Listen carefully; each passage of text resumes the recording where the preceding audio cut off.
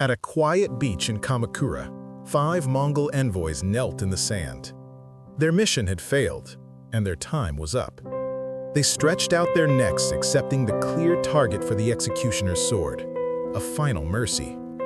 Their eyes swept over the deep blue of the Pacific, the waves a slow, final rhythm. They wished their last sight was the endless, softly swaying grass of the Mongolian steppe, but instead it was the sea of their enemy. Their hearts were calm. As the blades came down, they knew one thing: they would be avenged. This brutal execution of ambassadors was Hōjō Tokimune's definitive answer. As the Shikken, the true power behind the shogun's government and the ruler of Japan, he was facing down Kublai Khan, the emperor of China, the son of heaven and the great Khan of the Mongols. Tokimune would not submit. Not now, not ever. Mount Fuji's shining, silent peak loomed over the beach where the headless warriors lay. Soon after, Kublai Khan sent 5 more men. This time, there would be no pretense of negotiation. They came to announce one thing: invasion. It would be the largest seaborne attack the world had ever seen. The new envoys met the same end, their blood staining the western beaches of Kyushu, the same shores their comrades had failed to conquer just a year before. The first Mongol invasion had struck in November 1274. Great Korean ships full of Mongol battle gear sailed toward Japan. On their grotesque figureheads, they had nailed a warning. Still living Japanese islanders from Tsushima and Iki, screaming hideously. The armada was vast, stretching to the horizon, darkening the waters before making landfall in Hakata Bay, northern Kyushu. Tight ranks of soldiers descended from the ships, shields held high, marching in precise formation onto the beach. This style of phalanx warfare was utterly foreign to the defending samurai. Confusion spread through the Japanese ranks. When were they supposed to shout their challenge? To whom? How would they know if opponents were of appropriate rank? One defender, fed up with the chaos, made up his mind. He lifted his great bow, took aim at a mounted Mongol officer, and let fly, initiating a battle that would determine Japan's destiny. Chapter 3. Hōjō Tokimune, insecure in his new role and ruling over a crumbling realm, lay in his concubine's lap. The Mongol threat, the first full-scale invasion his country had ever faced, focused his mind like nothing else. He wondered in a moment of weariness, how did Japan get here? As he drifted into a fitful sleep, he began to dream, not of the present, but of a Japan shrouded in the mists of forgotten time. Long ago, Her Highness Empress Regnant Genmei commissioned a court noble named Futo no Yasumaro for a colossal endeavor: to select and record the ancient words and correct the misstatements in former chronicles. In his own words, I, Yasumaro, with true trembling and true fear, bow my head, bow my head. Yasumaro's mission was simple: create a divine origin story to legitimize the rule of his human imperial masters. He wove a sacred narrative. The deities Itsunagi and Itsunami created the islands. Then they begat the sun goddess Amaterasu, who sent her grandson to earth as the first ruler of the land.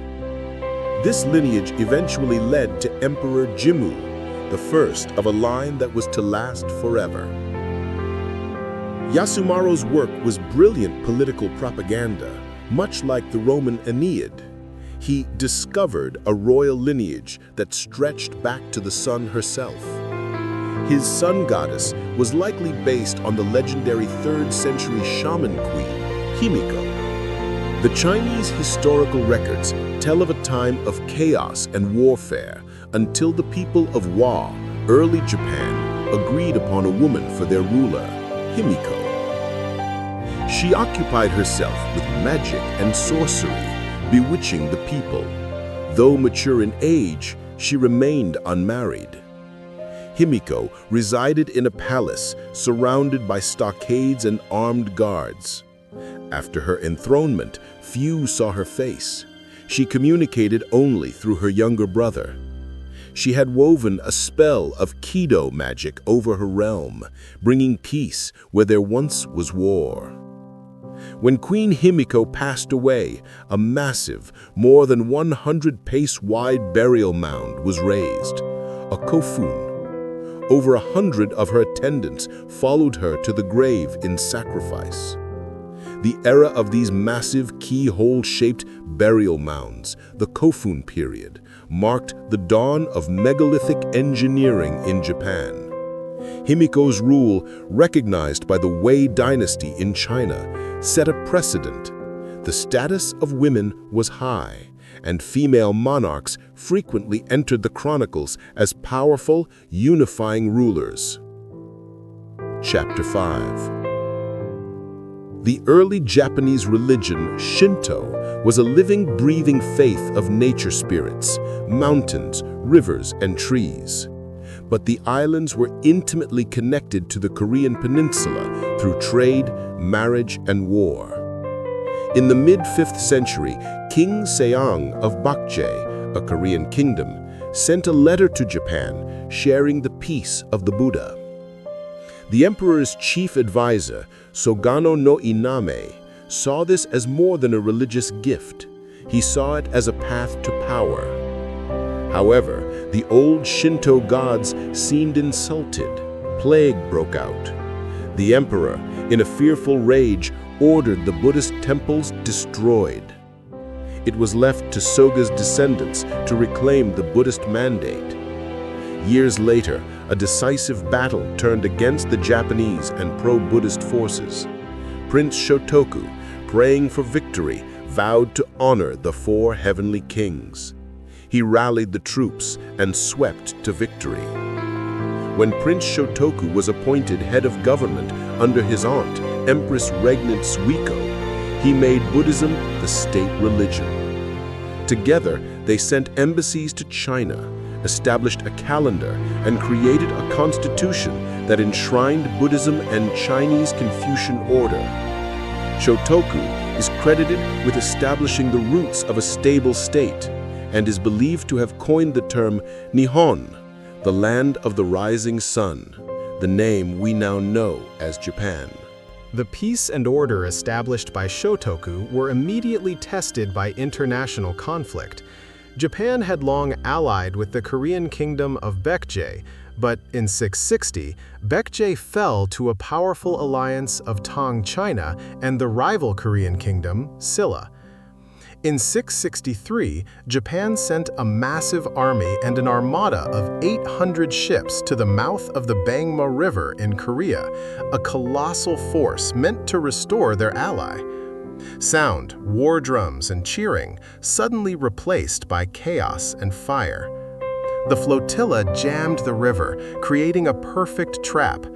170 hidden Tang Chinese ships sped downriver, raining flaming arrows onto the unprepared Japanese and Baekje vessels.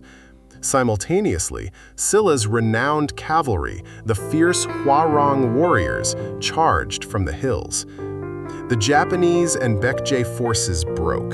It was a complete rout. The few survivors were evacuated back to the Japanese islands. This devastating defeat, known as the Battle of Hakusukino, was a pivotal moment. Japan decided to turn inward, away from continental politics and conflicts. The relationship with the Korean peninsula soured, and Japan began to concentrate on building its own distinct, unified culture. A culture that would be strong enough to face the next and greatest foreign threat. Chapter 7. In their quest for stability and dignity, the Japanese leadership decided they needed a permanent capital. They declared, foreign states needed to understand the full dignity and civilization of the city's inhabitants and rulers. Hōjō, modern Nara, was the answer. A city of 100,000, built on a grand scale, it was a hub of global culture. Merchants, scholars, engineers, and architects from Great Tang China roamed the streets. Even people from as far away as Persia, beyond the vast deserts, came to settle. In 741, Emperor Shomu, desiring to show the magnificence of his state, ordered the construction of a great Buddha statue, a monument to universal order. This was no small task. The statue was planned to be 16 meters high and weigh 500 tons, cast entirely of bronze. It would be housed in Todaiji Temple, the largest wooden structure the world had ever seen. Half of Japan's population, around 2,600,000 people, donated food, money, or labor. Specialist craftsmen were hired from across the known world. Among them was Bodhisena, a Tamil priest from southern India who had traveled the globe seeking Buddhist truth. In 752, it was time for the final act, the eye-opening ceremony. Before dignitaries from China and all the Korean kingdoms, Bodhisena himself painted the Buddha's eyes. Sound, a single ringing gong strike, followed by the low, majestic sound of Japanese court music, gagaku. With the painting of its eye, the Buddha lived. Its love and protection now radiated from the Japanese capital, affirming the nation's status in the civilized world. While the great Buddha was a spiritual triumph, the immense financial and social cost took a long-term toll. Furthermore, the great Buddhist centers became so powerful and influential that they began to overshadow the state.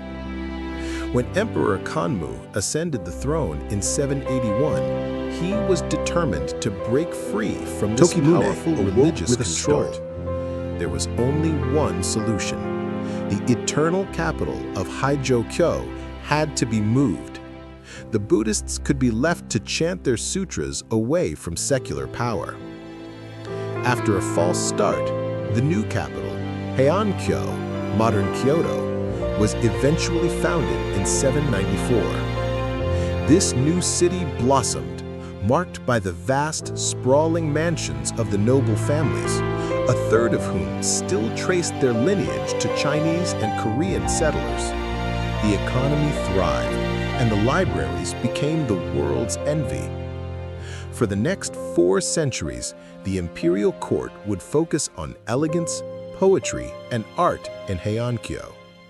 While the nobles debated the proper way to tie a sash or write a poem, the warrior class, the samurai, were being born and rising to power in the provinces, ready to protect the realm that the emperor's ancestors had forged. Tokimune awoke with a start. The deep history of Japan, the divine queens, the continental wars, the rise of Buddhism, and the constant struggle for a stable state flashed through his mind. He was the culmination of that history, the latest guardian of the land of the rising sun. The Mongol threat was not just a battle for land, it was a fight to protect the very civilization his people had spent 1,000 years building. He looked out the window toward Mount Fuji. The dream was over, but the focus remained. He had given his answer to Kublai Khan with the executioner's sword. Now he would give his answer with the samurai's shield. The biggest sea-borne invasion the world had ever seen was coming. The second colossal Mongol invasion, promised by the executed envoys, arrived in 1281. Kublai Khan was done with half measures. His armada consisted of 4,000 ships carrying 140,000 men, a force that dwarfed any naval invasion in history for centuries to come. Japan, however, was prepared. The samurai had learned from the first invasion. They had built stone fortifications along Hakata Bay, turning the shores of Kyushu into an armored wall. When the Mongol fleet appeared, the Japanese warriors didn't wait. Instead of grand single combats, the samurai adapted to the brutal reality of mass warfare. Small, nimble Japanese boats launched a surprise offensive, swarming the massive Mongol transports at night. The Japanese used their knowledge of the shallow waters to their advantage, while the Mongol troops, crammed onto transports, struggled to organize the defense. For nearly 2 months, the battle was a brutal, grinding stalemate. The Mongol ships couldn't land, and the samurai couldn't dislodge the massive enemy fleet. The Japanese knew that if the Khan's army managed to gain a foothold and march inland, the war would be over. Japan's destiny hung in the balance.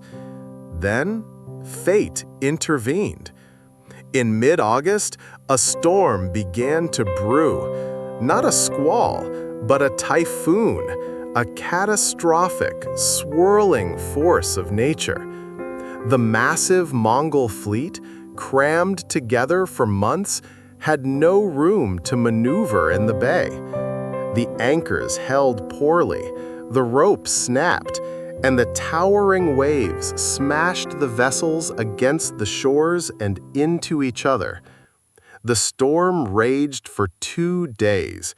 When the sky finally cleared, the sight was unbelievable. 4,000 ships splintered, capsized, and sunk. Tens of thousands of Mongol soldiers drowned. The vast, invincible armada was gone. The Japanese called this storm Kamikaze, the divine wind. It was the ultimate answer to Kublai Khan.